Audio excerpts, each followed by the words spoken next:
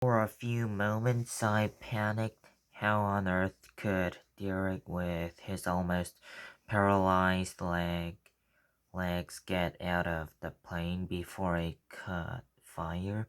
Then he told me to relax, that there would be no fire, and slowly he managed to pull himself up and out through the other door.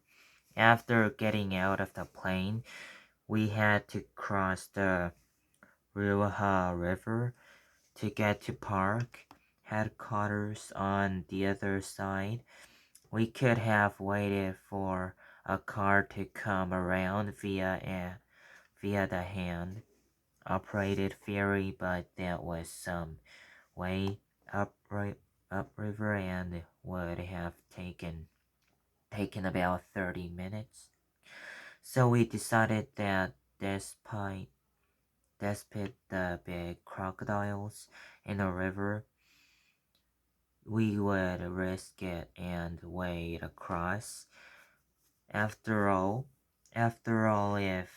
God, if God had allowed us to survive the crash, surely He would not allow crocodiles to eat us, and He didn't.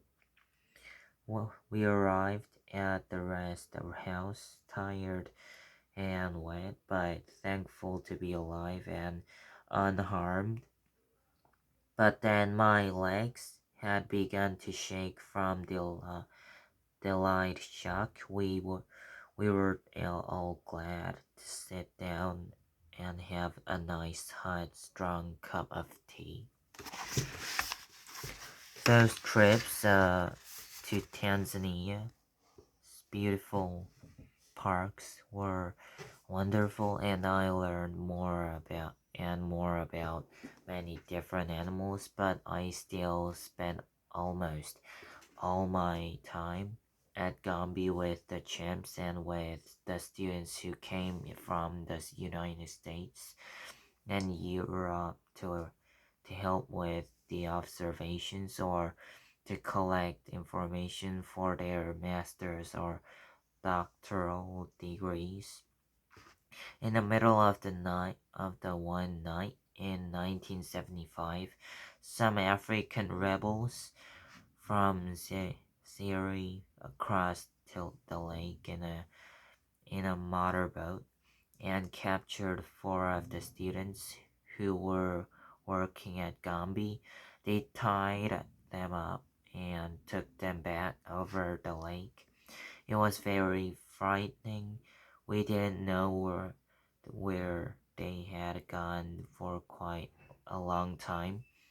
We didn't even know if they were alive. All the rest of us had to leave Gombe and go to Dar es Salaam, the capital of Tanzania. Grub and I joined Derek in his house on the shore of the Indian Ocean, and many of the students squeezed into our little guest house. It was terrible waiting to know what would happen, but eventually, after secret negotiations, a big ransom was paid to the rebels, and the students were all released.